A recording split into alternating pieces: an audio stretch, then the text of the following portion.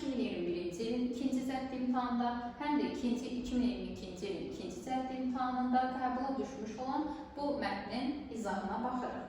Bizə verir ki, A və SDY adlı alıcılar ərzaq, geyim, təsərrüfat malları, oyuncaq və zərgərlik məmulatları mağazalarında olmuşlar.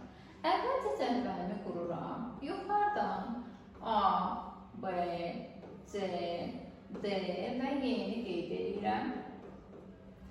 Bir sətirdən mağazaların adlarını, bir sətirdən onların xərclədikləri pulun miqdarını, bir sətirdən də ödənişi hansı vasitənin elədiklərini, yəni kredit yoxsa nəqd olduğunu yazaq, ödəniş vasitəsi. Bunu qeyd etməliyik. Məsələdə bizə qeyd edir ki, D-nin kredit kartı yoxdur. D-nin kredit kartı yoxdursa, deməli ödənişi nəqd şəkildə yerinə yetirməlidir. İkinci şərtdə deyir ki, Y-nin kredit kartı ilə ödədiyi məbləğ.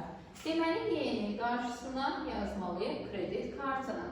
Ödədiyi məbləği göstərən ədəd cüt ədəddir və o ödənilən məbləğlər arasındakı ən böyüyü deyil. Cüt ədədlər burada 10, 12, 32-dir. Ən böyük deyil dediyinə görə 32-ni götürmüyor. Deməli, ya 10 ya da 12 olmalıdır.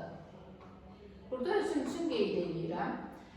Növbəti şərtdə 10 manat xərcləyən B dediyinə görə artıq B 10 manat xərclədiyi üçün deməli Y 10 manat xərcləyə bilməz. Y-nin ödədiyi məbləğ olacaq 12 manat. Bunu da tapdıq. Daha sonra deyir ki, B zərgərlik mağazası və geyim mağazalarından mal almayıb. B zərgərlikdən və geyim mağazalarından mal almayıb. Bunu özüm üçün qeyd edirəm. Yəni, üstdən xət seçirəm ki, bunlardan almayıb. Daha sonra deyir ki, ərzaq mağazasında təsərrüfat malları mağazasından az. Qeyd edirəm özüm üçün ərzaqda təsərrüfat malları mağazasından az. Ən az pul xərclənməyən geyim mağazasından çox pul xərclənir. Deməli, geyimdə ən az pul xərclənməyibsə, bizdə ən az pul 9 manatdır. Deməli, 9 manat xərclənməyib. Burada da 10 manat xərclənən yerə biz geyim mağazası yaza bilmiriksə, deməli 10 manat da xərclənməyib. Və 3 dənə də burada.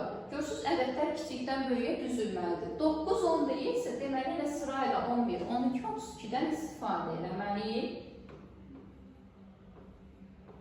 Deməli, 12 yazılan yerə biz gətiririk ərzaq mağazasını yazırıq. Deməli, burada ərzaq mağazası da deyil, bunu da qeyd elədik. Təsərrüfat mağazası da deyil, çünki təsərrüfat mağazasına 32 manat xərclənir. Adı çəkilməyən mağaza, bir dənə oyuncaq mağazası qaldı. Deməli, bura yazmalıyıq oyuncaq mağazasına. Bunu da qeyd elədik özümüzdə. Daha sonra deyir ki, kredit kartları ilə ödənilən məbləğlərin cəmi, nəqd ödənilən məbləğlərin cəmindən 32 manat çoxdur. Yəni, kreditlə ödənilənlər bərabərdir, nəqd ödənilənlər üzərinə gəlinsin 32 manat. İndi mən bilirəm ki, bu 12 manat kreditlə ödənilir. Yəni, 12-nin üzərinə mən digər kreditlə ödənilənləri gələndə bu bərabər olmalıdır. Nəqd ödənilənlər üstə gəlinsin 32 manata. Mən baxıram ki, burada mən yuxarıda verilən o digər ədədləri necə qruplaşdırsam, bu cəmi hissə ödənilər. İlk növbədə baxıram ki, burada plus 32 vardı, yəni bu hissəni böyütmüş olacaq. Ona görə ilk növbədə 32-ni buradan istifadə edirəm ki, bu 32-lər bir-birini aparsalar və 12-dən də istifadə olunur. Yəni 9, 10, 11 qalacaq bizdə. Mən bura 9-u, bura 10, 11-i yazsam, görürsünüz, cəmlər bir-birinə bərabər olacaq. Çünki burada da 21 verir, burada da 21 verir və 32-lər eyniləşmiş olacaq. Deməli, kreditlə olanlar 12, 9, 32, nəqd olanlar da 10-dan 11 oldu. Onun yerini bilirəmsə, deməli, bura nəqddirsə, bura 11 düşəcək. Və onun altından da nəqd ödəniş olduğunu özüm üçün qeyd elədim. 2 nəqdim var idi, ikisini də tapdıq. Deməli, yerdə qalan ödənişlər kreditlə olacaq, kredit kartından. Bunları da qeyd elədim. İndi baxırıq ki, şərtdən bizdə istifadə eləmədiyimiz hansı şərtimiz qaldı? Baxırıq ki, deməli, bu şərtdən istifadə elədiyi, bunların yerini müəyyənləşdirməliyik ilk növbədə. 11 manat geyim mağazasına xərclənibsə, bura geyim mağazasını yazıram. Qalır bu ikisi, deməli, təsərrüfat malları mağazası və zərgərlik malları mağazası. Zərgərlik mallarından da istifadə olunmayan ədəd 9-dur. Yəni, bu ikisini bilmədik. Zərgərlikdə 9, təsərrüfatda 32-dir. Hansı sütuna yerləşdirəcəyimiz isə məlum deyil. Birinci sualda deyir ki, C təsərrüfat malları mağazasından mal almıyorsa. Mən baxıram ki, bunu başqa rənglə göstərəm ki, yəni bu ancaq birinci suala aiddir. Digər suallarda bu şərti nəzərə almayacaq. C təsərrüfat malları mağazalarından mal almayıbsa, bizdə bir dənə zərgərlik qalır. Deməli, zərgərlik mağazasından alıb və 9 manat xərcləyib. Onda A təsərrüfat malları mağazasından alıb və 32 manat xərcləyib. Deyir, hansı səhvdir? C Y-dən çox pul xərcləyib.